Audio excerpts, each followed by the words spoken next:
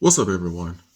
I'm going to make a TikTok video, and I'm telling you from the beginning, this video is going to touch a little differently than most of my videos. I will be looking at some notes that I jotted down, so I won't be camera perfect today, and I'm not going to try to be today. But I will touch on the subject of Shiloh Hendrix in just a moment, but Shiloh Hendrix is really just the tip of the iceberg when it comes to racism in America. And does America have a racism problem? Does it have a problem with racism? Of course it does. No one can deny that, but let me tell you what we can't become engaged in. We can't become engaged in believing that everything and everyone in every community and every group can be just quickly generalized. It is easy to make generalizations, and we can say that all white people are racist because of the actions of Shiloh Hendrix. But she is not alone. And that statement, that broad statement, would be incorrect, because not all white people in this country are racist, even though they may have prejudices. They're not racist. But it's so easy to see how generalizations can affect people and can affect communities for that matter. And generalizations is really the process of drawing broad conclusions or applying a principle from specific instances to a wider range of specific cases. Think about this.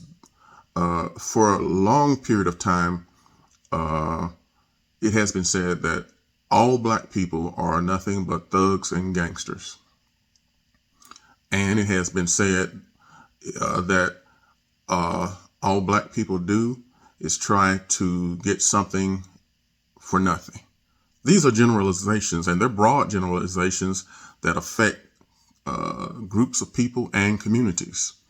But also, it can work to become part of the norm in a society if it's not challenged.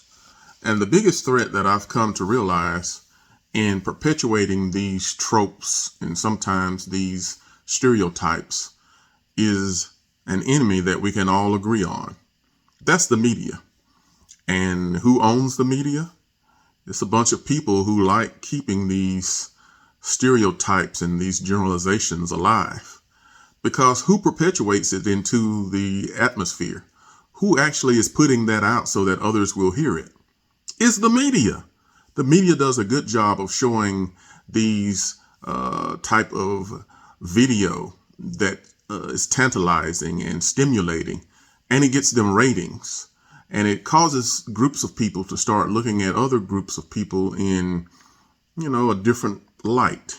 They start seeing black people as bad and white people as good because of the media and what it actually portrays to the public.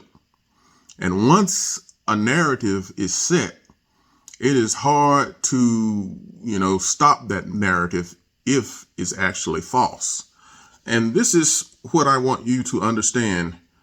Whoever controls the narrative controls the media.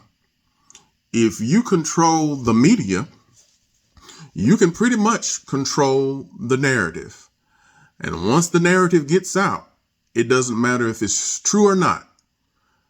The narrative is then set. So this narrative about black people being lazy and good for nothing, that's a narrative that comes from years and years of actually bleeding that into the media. The media has shown itself not to be a uniter, but a divider. The media does a good job of making sure that people within our country are suspicious and afraid of one another. And sometimes it does a disservice to the citizens rather than a service. The media is there to really keep us informed of what's going on within our society and within our government. But a lot of times our media skews this information, and it skews it to make one group of people seem savage and another group of people appear to be just, lily white. That's what the media does.